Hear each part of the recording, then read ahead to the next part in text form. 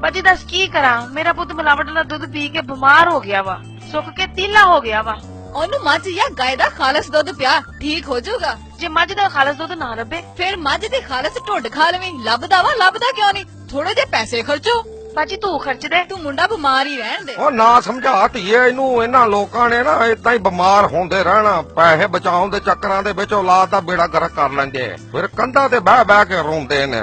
ਬੱਚਿਆਂ ਨੂੰ ਕੈਮੀਕਲ ਮਿਲਿਆ, ਪਾਊਡਰ ਮਿਲਿਆ, ਪਤਾ ਨਹੀਂ ਕਿਹੜੀ ਸ਼ੈ ਪਾਈ ਦੁੱਧ ਮਿਲਿਆ ਪਿਆਉਂਦੇ ਨੇ, ਫਿਰ ਬੱਚਿਆਂ ਦੀ ਖੈਰ ਮੰਗਦੇ। ਜਾਂ ਪੈਸੇ ਬਚਾ ਲਓ ਜਾਂ ਔਲਾਦ ਬਚਾ ਲਓ, ਦੋਵਾਂ ਚੋਂ 5 ਕੰਮ ਤੁਹਾਨੂੰ ਕਰਨੇ ਪੈਣੇ। ਦੋਵਾਂ 'ਚ ਇੱਕ ਹੁੰਦਾ ਬਾਬਾ। अरे बाबा तुम भी मेरी एक बात मान लो, थोड़े जे वध पैसे खर्च लवो ते चंगा दुध पिया करो। ਬਾਜੀ ਇਹਦੇ ਨਾਲ ਦੇ ਸਾਰੇ ਬਾਬੇ ਮਰ ਗਏ, ਇਹਦੀ ਕਦੋਂ ਡੇਟ ਐਕਸਪਾਇਰ ਹੋਣੀ ਆ?